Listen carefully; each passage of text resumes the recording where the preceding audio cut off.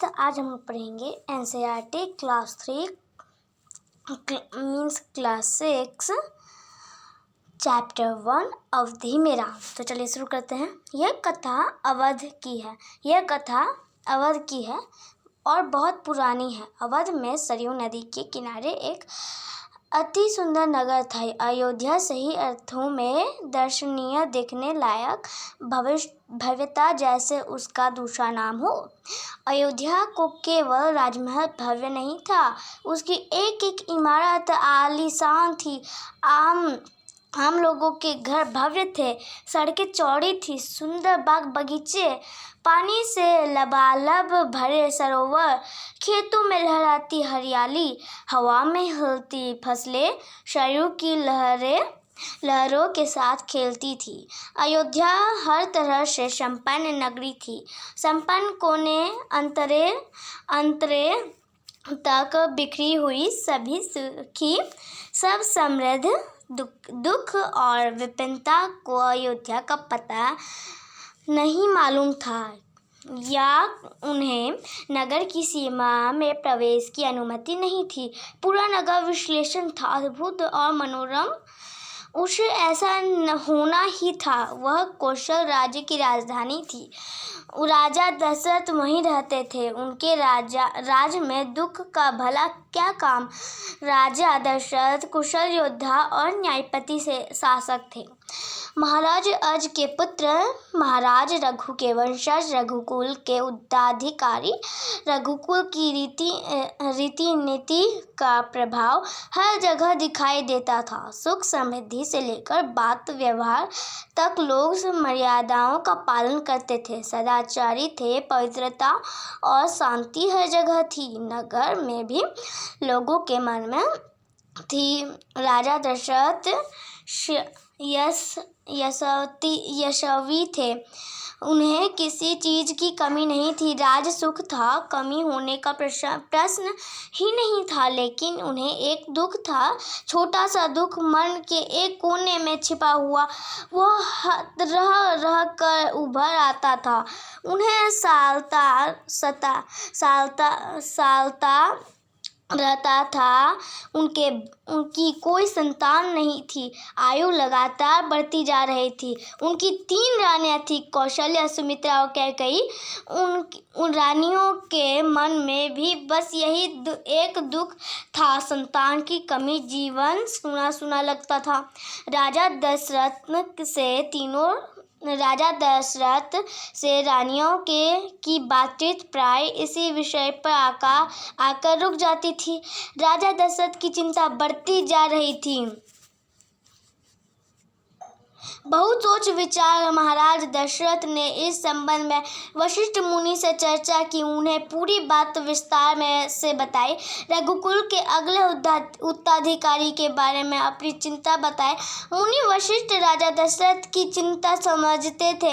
उन्होंने दशरथ को यज्ञ करने की सलाह दी। पुत्रेष्ठित यज्ञ महर्षि ने कहा, आप पुत्रेष्ठित यज्ञ करें।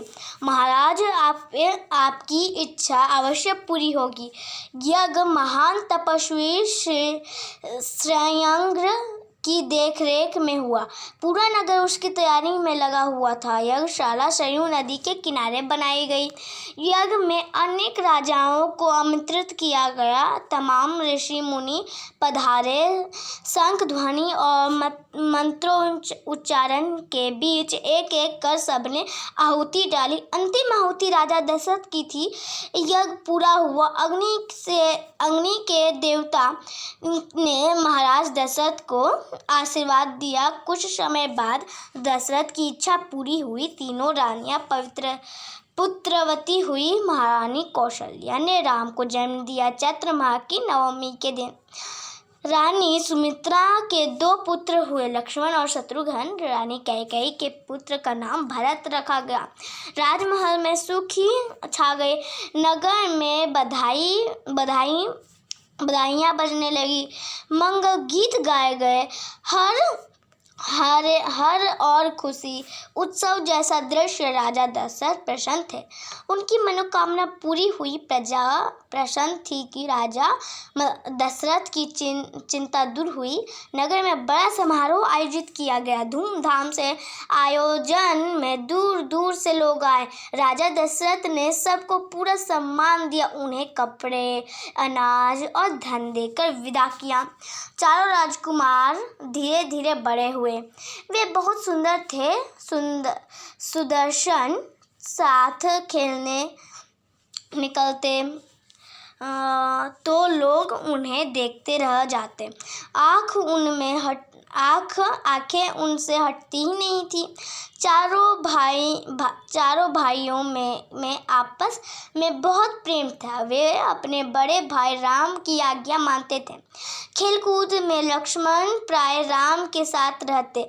भरत और शत्रुघ्न की एक अलग जोड़ी थी और बड़े होने पर राजकुमारों को शिक्षा दीक्षा के लिए भेजा गया। उन्होंने कुशल और अपनी विद्या में दक्ष गुरुजनों से ज्ञान अर्जित किया, शास्त्रों का अध्ययन किया, अस्त्र विद्या सीखी। चारों राजकुमार कुशाग्र बुद्धि थे। जल्द ही सब विद्याओं में पारंगत हो गए। राम इसमें सर्वोपरि थे। उनमें कई अन्य गुण भी थे।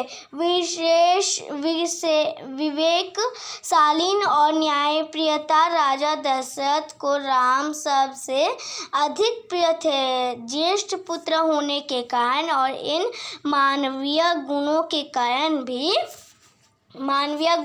कारण भी राजकुमार कुछ और बड़े हुए। विवाह योग्य नगर में इसकी चर्चा होने लगी। महाराज दशरथ भी ऐसा ही चाहते थे। अपनी संतानों के लिए सुयोग्य वधुएं परिजनों में चर्चा पहले से ही हो रही थी।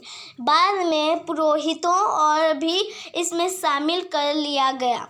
अयोध्या का राजमहल एक दिन ऐसी ही चर्चा चल रही थी। गहन मंत्रणा। तभी एक द्वारपाल घबराया हुआ अंदर आया। उसने सूचना दी कि महर्षि विश्वामित्र पधारे हैं। महाराज दशरथ तत्काल अपना आसन छोड़कर खड़े हो गए, द्वार की ओर बढ़े। महर्षि की अगवानी करने उन्हें लेकर दरबार में आए। विश्वामित्र को ऊंचा आसन दिया गया। विश्वामित्र कभी स्वयं राजा थे, बहुत बड़े और बलशाली। बाद में अपना राजपाट छोड़ दिया, संन्यास ग्रहण कर दिया, जंगल चले गए। वहीं उन्होंने अपना आश्रम बनाया। उसे उन्होंने सिद्धाश्रम नाम दिया। महर्षि के स्वागत सत्कार के बाद दशरथ ने कहा, महर्षि आज्ञा दे, मैं आपकी क्या सेवा कर सकता हूँ? आप अपने मन की बात कहिए, आपकी आज्ञा का पूरी तरह पालन होगा। राजन, मैं जो मांगने जा रहा हूँ उसे देना आपके लिए कठिन होगा। आप आज्ञा दीजिए महर्षि, मैं उसे पूरा करने के लिए तत्पर हूँ। बिल्कुल नहीं हिचकूंगा। मैं सिद्धि के लिए एक यज्ञ कर रहा हूँ। अनुष्ठान लगभग पूरा हो गया है, लेकिन 2 राक्षस उसमें बाधा डाल रहे हैं। मैं जानता हूँ कि उन राक्षसों को केवल एक ही व्यक्ति मार सकता है, वह राम है। आप अपने ज्येष्ठ पुत्र को मुझे दे दें ताकि यज्ञ पूरा हो। विश्वामित्र ने कहा। दशरथ पर जैसा बिजली गिर पड़ी, वह अचकचा गए। उन्हें उम्मीद ही नहीं थी कि मुनिवर उनसे राम को मांग लेंगे। उनके ज्येष्ठ पुत्र, उनके सबसे प्रिय दशरथ चिंता में पड़ गए। विश्वामित्र दशरथ की दुविधा समझ रहे थे। उन्होंने कहा, मैं राम को केवल कुछ दिनों के लिए मांग रहा हूँ, यज्ञ 10 दिनों में संपन्न हो जाएगा। महाराज दशरथ दुखी हो गए, पुत्र वियोग की आशंका से कांप उठे।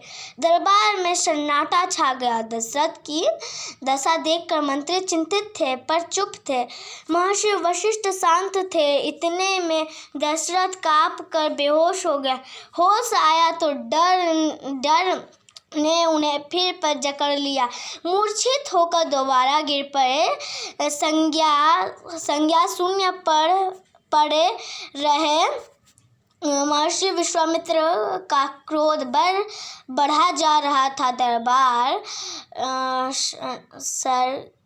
सशंकित था। उसकी किसी अनिष्ट की आशंका से वे कुछ समझ नहीं पा रहे थे।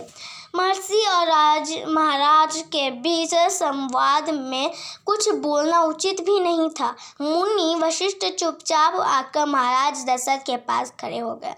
थोड़ी देर बाद दशरथ उठे। स्वयं को संभालते हुए उन्होंने महर्षि से विनती की, महामुनिवर, मेरा राम तो अभी 16 वर्ष का भी नहीं हुआ है।